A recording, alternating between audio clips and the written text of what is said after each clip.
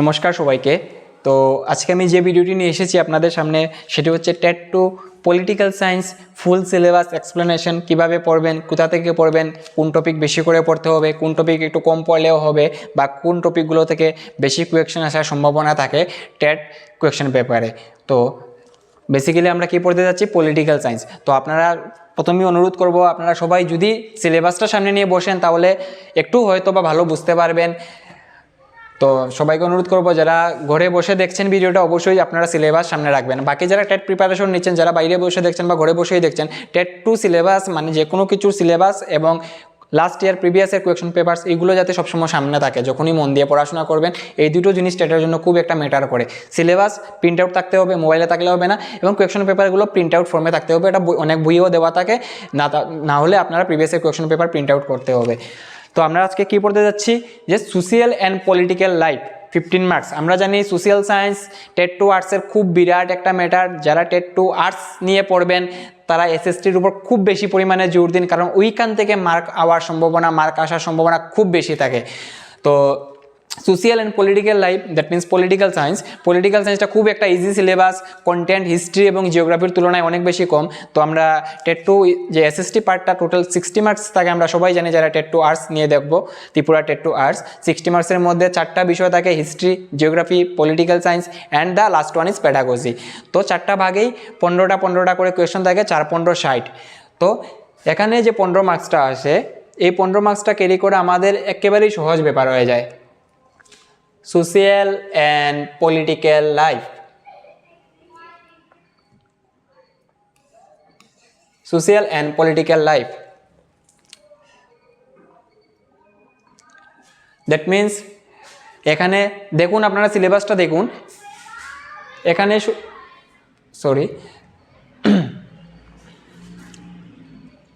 সিলেবাসটা দেখুন কি হচ্ছে, এখানে শুরু হয়েছে এবং এখানে শেষ হয়ে যাচ্ছে।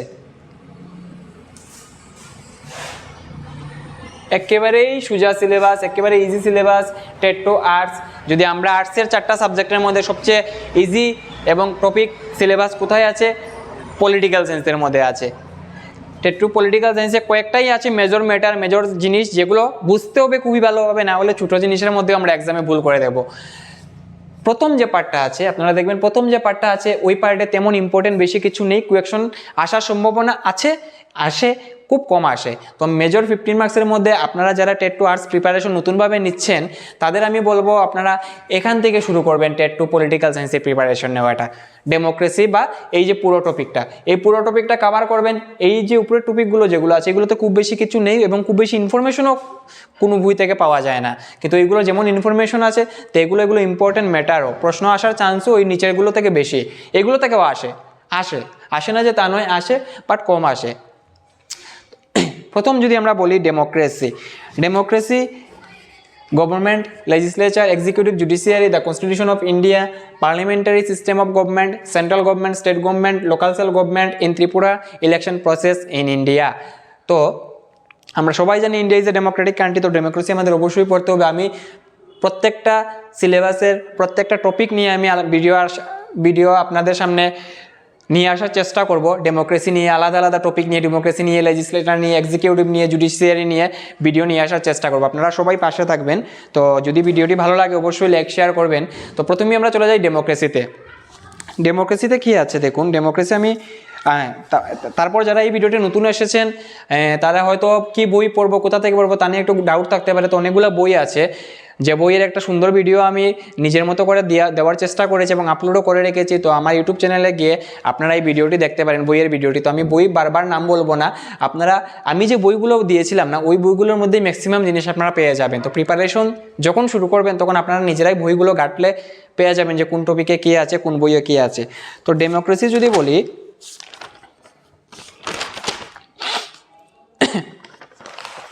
ডেমোক্রেসি বেসিক্যালি আমি যে বইগুলো বলেছিলাম এখানে তো আছেই। ক্লাস 9-এর বইও, এনসিইআরটি ক্লাস 9-এর যে বই, ওই বইয়ের মধ্যেও আপনারা ডেমোক্রেসি পড়তে পারেন। 11-এর বইও ডেমোক্রেসি ছিল, আমি যে 11-এর বইটা পড়েছিলাম ওই বইয়ের মধ্যে ডেমোক্রেসি ছিল, ওই বই থেকেও পড়তে পারেন। বাকি আমি যে কম্পিটিটিভ 1-2 বই কিনেছিলাম যা বইয়ের ভিডিওর মধ্যে দেওয়া আছে, ওই বই যে আছে ওই বইগুলোর মধ্যেও পেয়ে যাবেন ডেমোক্রেসি নিয়ে আলোচনা। তো তো যাদের বাড়িতে ছোটো ভাই বোন আছে 9-11 বই, এই দুটো বই দেখতে পারেন, ডেমোক্রেসি পেয়ে যাবেন। আর না হলে আমি যে বইয়ের ভিডিওটা দিয়েছিলাম ওইখানেও আছে, যে বইগুলোর মধ্যে ডেমোক্রেসি আছে। দেন হচ্ছে গভর্নমেন্ট। তো গভর্নমেন্ট হচ্ছে কি আসলে, গভর্নমেন্ট দেখেন আসলে হচ্ছে গভর্নমেন্ট আসলে কি, এই যে পুরোটা সিস্টেম তাই তো গভর্নমেন্ট।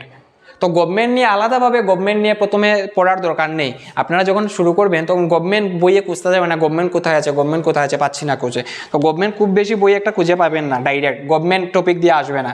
আসলে এই তো পুরোটা ম্যাটারই তো গভর্নমেন্ট, সরকার, সেন্ট্রাল গভর্নমেন্ট, স্টেট গভর্নমেন্ট, এই যে দেওয়া আছে ওইগুলোর মধ্যেই তো গভর্নমেন্ট চলে আসে। লেজিসলেটর, এক্সিকিউটিভ, জুডিশিয়ারি, ওগুলো আসলেই তো গভর্নমেন্টের পার্ট। তো গভর্নমেন্ট আলাদাভাবে খুঁজার বা টপিক বানানোর দরকার নেই। তারপরেও আপনারা গভর্নমেন্ট 11-এর যে বই আছে, 11-এর বই বা এখন হয়তো বা 12-এর বইয়ে একটু মানে টেক্সট বইগুলো আপনারা সবাই একটু কালেক্ট করার চেষ্টা করবেন। 6 to 12-এর টেক্সট বইগুলো থেকে অনেক টপিক আছে, তো নিজেরা তো পরিশ্রম করতে হবে, নিজেরা একটু বিষয়গুলো দেখতে হবে। তো গভর্নমেন্ট নিয়ে বলবো, গভর্নমেন্ট নিয়ে আলাদা কোনো টপিক খোঁজার দরকার নেই। গভর্নমেন্ট আসলে এইগুলোর পার্টই গভর্নমেন্ট। তো এগুলো যখন কাভার হয় না, গভর্নমেন্ট অটোমেটিক্যালি কাভার হয়ে যায়। যে মেজর 3টা part, legislature, executive and judiciary. তো লেজিসলেচার, এক্সিকিউটিভ, জুডিশিয়ারি এই তিনটা হচ্ছে খুব বড় একটা part. Then the constitution of India, ওটাও একটা বড় পার্ট। মানে মেজর টপিক যদি আমি বলি, legislature, executive, judiciary, the constitution of India, বাস এইগুলো ধরতে পারেন খুব বড় টপিক, মেজর একদম। নিচের পুরোটা টপিকই মেজর, নিচের যে এই যে জায়গার থেকে সবগুলোই মেজর টপিক, সবগুলোর মধ্যে পড়ার জিনিস আছে।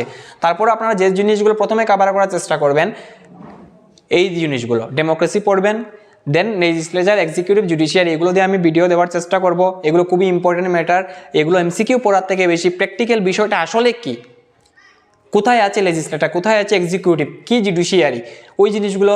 That means parliamentary system of government, পার্লামেন্টের মধ্যে কি হয় কি না, লোকসভা, রাজ্যসভা, বিধানসভা, এইগুলো নিয়ে পড়তে হবে। লেজিসলেচারের মধ্যে কী আছে, এক্সিকিউটিভের মধ্যে কী আছে, ডিটেলস এক্সপ্লেনেশন আমি আপনাদের সামনে দেওয়ার চেষ্টা করব। কারণ এই জিনিসগুলো হচ্ছে আসলে কি এমসিকিউ থেকে এমসিকিউ পড়ে আনসার ক্যারি করা অনেক সময় ভুল হয়ে যায়, অনেক বিষয় আছে যেগুলো বুঝতে হবে। এই বিষয়গুলো হচ্ছে বোঝার বিষয়, এগুলো আপনারা শুধু এমসিকিউ পড়ে পারবেন না। এমসিকিউর জন্য আমি ভিডিও নিয়ে আসার চেষ্টা করবো, এমসিকিউর জন্য আপনার অনেক বই আছে, কিন্তু জিনিসগুলো বুঝতে হবে। তো আমি ভিডিও নিয়ে আসার চেষ্টা করবো এগুলো নিয়ে টপিক ওয়াইজ। তো বাকি আমরা চলে যাই দ্য কনস্টিটিউশন অফ ইন্ডিয়া, বুঝার ব্যাপার, ব্যাকগ্রাউন্ডটা কি, কোথা থেকে হেলো, গল্পের মতো জিনিসগুলো বুঝলে এগুলো থেকে আনসার অটোমেটিক্যালি ক্রিয়েট হয়ে যায়। দেন আমরা যদি বলি মেইন যা বলেছিলাম আমি, ডেমোক্রেসি, লেজিসলেচারের মধ্যে আমাদের কি পড়তে হবে, পার্লামেন্ট, লেজিসলেচারেরও একটা অংশ হচ্ছে পার্লামেন্ট, লোকসভা পড়তে হবে, রাজ্যসভা পড়তে হবে, প্রেসিডেন্ট পড়তে হবে। লেজিসলেচার মানে হচ্ছে কি ল মেকিং বডি। তো লটা কোথায় তৈরি করা হয়, লটা তৈরি করা হয় পার্লামেন্টে। পার্লামেন্টের অংশ হচ্ছে দুইটা major house, Lok Sabha and the Rajya Sabha. Lok Sabha and Rajya Sabha পার্লামেন্টের দুটো বডি, তার সঙ্গে পার্লামেন্টে আরেকজনকে থাকে প্রেসিডেন্ট। তো এগুলো যখন আমি ডিটেলস আলোচনা করবো, তো এই জিনিসগুলো বুঝতে হবে, এই জিনিসগুলো হচ্ছে বোঝার বিষয়। যাই হোক, আমরা এই ডিটেলস আলোচনা দেখো যাচ্ছি না, যখন আমি টপিক ওয়াইজ ভিডিও বানাবো তখন একটা একটা করে টপিক ওয়াইজ আপনাদেরকে বোঝানোর চেষ্টা করবো। নেক্সট এক্সিকিউটিভের মধ্যে আমাদের কী করতে হবে, এক্সিকিউটিভ মানে যারা কী করে পার্লামেন্টের মধ্যে কি হয়, ল বানানো হয়, ল পাস করে কে, এক্সিকিউটিভ পাস করে। এক্সিকিউটিভের মধ্যে আমাদের কী করতে হবে, এক্সিকিউটিভের মধ্যেও প্রেসিডেন্ট পড়ে। যদিও প্রেসিডেন্ট আমরা লেজিসলেচার বা এক্সিকিউটিভ যখন আপনারা নোটস তৈরি করবেন প্রেসিডেন্ট পড়লেই হয়ে যাবে। তো এক্সিকিউটিভের মধ্যে প্রেসিডেন্ট পড়ে, ভাইস প্রেসিডেন্ট ও এক্সিকিউটিভের মধ্যে আসে prime minister, chief minister, governor, the state secretariat, the chief secretary, ওইগুলো হচ্ছে এক্সিকিউটিভের পার্ট। তো ওইগুলো নিয়ে আপনারা কী করবেন, আলাদা আলাদা, যেমন প্রেসিডেন্ট কোন বই থেকে পেয়েছি, প্রেসিডেন্ট লিখলেন, প্রেসিডেন্ট এই বই থেকে পেয়েছি, পেজ নাম্বার লিখে রাখলেন। ভাইস প্রেসিডেন্ট এই বই থেকে পেয়েছি, ভাইস প্রেসিডেন্টের জিনিসগুলো লিখে রাখলেন। তাহলে এক্সিকিউটিভের মধ্যে president, vice president, prime minister, chief minister, governor, the chief secretariat, the chief secretary and the state secretariat, এইগুলো পড়ার চেষ্টা করবেন এক্সিকিউটিভের থেকে। বাকি ব্যাপারটা কি, কীভাবে এক্সিকিউটিভ কী কাজ করে, ওইগুলো জানার দরকার, আমি আপনাদেরকে জানানোর চেষ্টা করব। নেক্সট পার্লামেন্টে, দ্যাট মিনস লোকসভা, রাজ্যসভাতে কী হচ্ছে, ল বানানো হচ্ছে, law making body, parliament is the law making body. Law execution কে করছে, এক্সিকিউটিভ কারা, প্রাইম মিনিস্টার, প্রেসিডেন্ট, ঠিক আছে, যারা পলিটিক্যাল ইনস্টিটিউশন যেগুলো আছে। নেক্সট হচ্ছে কোনো লতে যদি কোনো ফল্ট দেখা দেয়, কোনো ল যদি মডিফাই করার চেষ্টা করবে, কে করবে, জুডিশিয়ারি, বিচারের ব্যবস্থা। এটাও খুব ইম্পর্টেন্ট। এবং এটা থেকেও আমাদের কী কী পড়তে হবে, basically the supreme court, the high court, Nyaya panchayat and the people's court. এই 4টা বিষয় আমাদের খুব ভালোভাবে দ্য জুডিশিয়ারি থেকে পড়তে হবে, যার ডিটেলস এক্সপ্লেনেশন আমি ভিডিওতে দেওয়ার চেষ্টা করব। তো এই 3টা হচ্ছে খুবই একটা মেজর পার্ট আমাদের পলিটিক্যাল সায়েন্স সাবজেক্টে, legislature, executive and the judiciary. Democracy তো পড়বই। Next the constitution of India. The constitution of India হচ্ছে খুব বড় একটা বিষয়, যেটা নিয়েও আমাদের অনেক বেশি পড়তে হবে। তো দ্য কনস্টিটিউশন অফ ইন্ডিয়া, আমি যে বইগুলো বলেছিলাম আপনারা ম্যাক্সিমাম বইগুলোতে এই জিনিসটা তো আপনাদের করতে হবে। যে বইগুলো বলেছিলাম ওই বইগুলো আপনারা খুঁজুন, একটু খুঁজে দেখুন কোন বইয়ের মধ্যে কনস্টিটিউশন আছে। তো আপনারা যে ইন্ডেক্স, এটা পড়লেই বুঝে যাবেন কোন বইয়ে কনস্টিটিউশন পাবো, কোন বইয়ে পাবো না। ম্যাক্সিমাম বইয়ের মধ্যেই জিনিসগুলো আছে। তা কনস্টিটিউশন অফ ইন্ডিয়াতে পড়তে হবে কোথা থেকে আমাদের কনস্টিটিউশন হলো, ব্যাকগ্রাউন্ড কী, কনস্টিটিউশন মডিফাই কীভাবে করা যায়, কনস্টিটিউশনে কী কী ধারা আছে, অনেকগুলো কিছুটা ধারা আছে, মোটামুটি 60 থেকে 70টা আর্টিকেলস, যেগুলো আমাদের মুখস্থ করতে হবে। কারণ প্রিভিয়াস ইয়ার কোয়েশ্চন যদি আপনারা ফলো করেন দেখবেন অনেকগুলো আর্টিকেলস আসে। তো আমি আমার সৌভাগ্য যে আমি যে 60টা বা 70টা আর্টিকেলস আমি রেডি করেছিলাম, আমি প্রত্যেকটা এতগুলো আর্টিকেল 395 থেকে 400-এর মতো আর্টিকেলস, যদিও ধারাগুলো চেঞ্জ হয় সংবিধানে, তো লামসাম 400-এর মতো আর্টিকেলস আছে, যেগুলো কী হয় মনে রাখা সম্ভব হয় না একসাথে। তার জন্য অ্যাটলিস্ট 100-এর মতো আর্টিকেলস আপনারা কী করবেন, 100-এর মতো আর্টিকেলস আপনারা তৈরি করবেন নিজের মতো করে, পুরো কোন কোন আর্টিকেলসগুলো ইম্পর্টেন্ট এইগুলো হচ্ছে কনস্টিটিউশন অফ ইন্ডিয়া থেকে পড়তে হবে। বা ইন্ডিয়ান কনস্টিটিউশন কোথা থেকে এলো, কোন কোন দেশ থেকে এলো, অনেক মেজর ম্যাটার আমি আপনাদেরকে বোঝানোর চেষ্টা করব আমার আলাদা টপিক ওয়াইজ ভিডিওর মাধ্যমে। Next constitution of India, then parliamentary system of government. Parliamentary system of গভর্নমেন্টের মধ্যে আমি কি বললাম, আলাদা টপিক বানানোর দরকার নেই। পার্লামেন্টারি সিস্টেম অফ গভর্নমেন্ট মানে ইন্ডিয়ার গভর্নমেন্ট সিস্টেমটা কি পার্লামেন্টের মতো, ওইটা নিয়ে আলাদা কোনো জায়গাতে কিছু পাবেন না। পার্লামেন্টারি সিস্টেম অফ গভর্নমেন্ট যদি কোনো বইয়ে পেয়ে থাকেন তার মধ্যে এই জিনিসটাই আসবে, লেজিসলেচার, এক্সিকিউটিভ, জুডিশিয়ারি, মানে লোকসভা রাজ্যসভার কাজ, কী কাজ করে, প্রেসিডেন্ট কী কাজ করে। কারণ আমাদের গভর্নমেন্টটা কী হচ্ছে পার্লামেন্টারি সিস্টেম অফ গভর্নমেন্ট, পার্লামেন্টের মতো করে চলে, পার্লামেন্ট ল বানায়, পার্লামেন্টই মেন জিনিস ওই জিনিসটা। তো এই জিনিসের মধ্যে আপনারা পেয়ে যাবেন স্টেট গভর্নমেন্ট, সেন্ট্রাল গভর্নমেন্ট যেগুলো আছে না, ওইগুলো কোনো বই আপনারা যদি পেয়ে যান তো খুব ভালো। আমি ডাইরেক্ট কোনো বইয়ের মধ্যে স্টেট গভর্নমেন্ট, সেন্ট্রাল গভর্নমেন্ট নিয়ে পাইনি।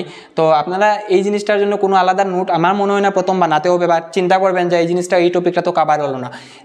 এই জিনিসটি যখন কাভার করে দেবেন না, তখন এই জিনিসটা অটোমেটিক্যালি কাভার হয়ে যাবে। তারপরেও যদি আপনারা কোথাও ডাইরেক্ট কোনো টপিক পেয়ে যান স্টেট গভর্নমেন্ট বা সেন্ট্রাল গভর্নমেন্টের কোনো বইয়ে, আপনাদের কোনো বইয়ে, তাহলে তো বেশ ভালোই।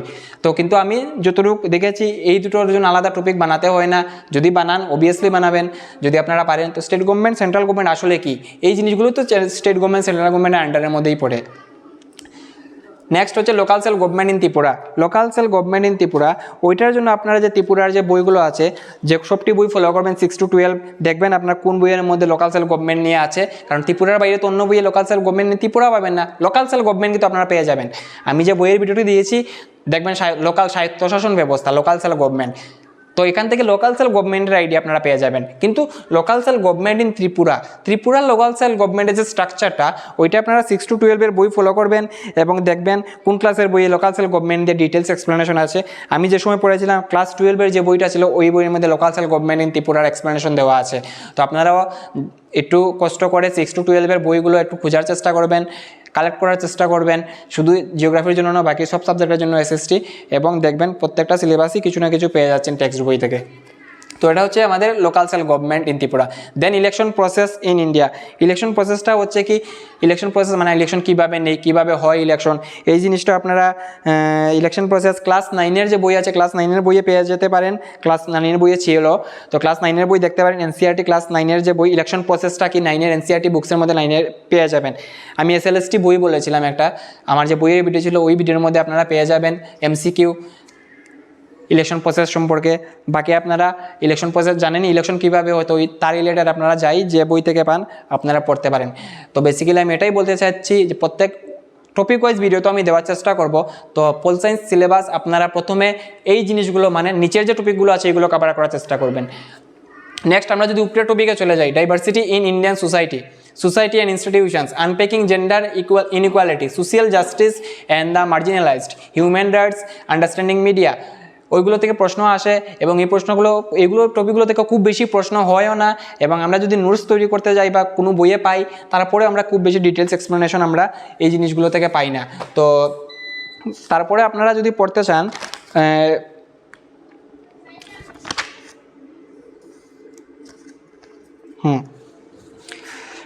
এই ম্যাক্সিমাম টপিকগুলো আপনারা 6, 7, 8, 9, 10 এই বইগুলোতে পেয়ে যাবেন। যেমন হিউম্যান রাইটস ক্লাস 11-এর বইয়ে ছিল। হিউম্যান রাইটস এটা খুব ইম্পর্ট্যান্ট টপিক এবং এগুলোতে এটা থেকে প্রশ্নও আসে এবং খুব ইম্পর্টেন্ট প্রশ্ন আসে। আমি যখন আলাদা করে ভিডিও বানাবো তখন বুঝিয়ে বলবো এবং কিছু ইম্পর্টেন্ট এমসিকিউ আমি দেওয়ার চেষ্টা করবো প্রত্যেকটা টপিক থেকে। হিউম্যান রাইটস এখানের মধ্যে সবচেয়ে বেশি ইম্পর্টেন্ট টার্ম যদি এখানে কিছু থেকে থাকে তাহলে হচ্ছে হিউম্যান রাইটস। বাকি unpacking gender inequality, social justice, understanding media, এগুলো ছোটো ছোটো টপিক। এগুলো আপনারা টেটের যে বইগুলো আছে 2টা 3টা বা যার কাছে একটাই আছে ওইগুলো থেকে কিছুটা পড়তে পারেন। প্রশ্ন খুব বেশি একটা হয় না, কিন্তু এই যে human rights and social justice ওইটা থেকে কিছুটা প্রশ্ন হয়, ওই জিনিসটিগুলো প্রশ্ন তৈরি করা যায়, এগুলো জিনিস পড়তে পারেন।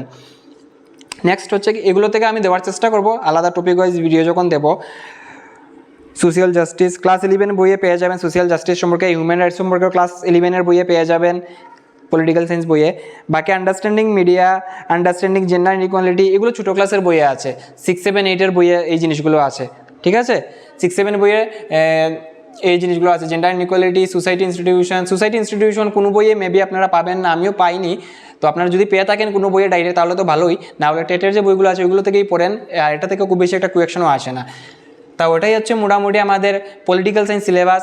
তো আপনারা পল সায়েন্স সিলেবাস শুরু করবেন উইদাউট এনি ডাউট। আপনারা এই নিচের টপিকগুলো থেকে শুরু করবেন এবং democracy, the constitution of India বা legislature, executive, judiciary, that means parliamentary system, parliament, Lok Sabha, Rajya Sabha, Vidhan Sabha, এইগুলোর বেসিক আইডিয়া আপনারা আগে নেবেন। জুডিশিয়ারির মধ্যে সুপ্রিম কোর্ট, হাইকোর্ট, ন্যায় পঞ্চায়েত, ওইগুলোর আইডিয়া নেবেন। এবং আমি যে বইগুলো দিয়েছিলাম বইয়ের ভিডিওতে লিস্ট, ওইগুলো থেকে আপনারা অনেকটাই হেল্প পেয়ে যাবেন প্রত্যেকটা জিনিস সম্পর্কে।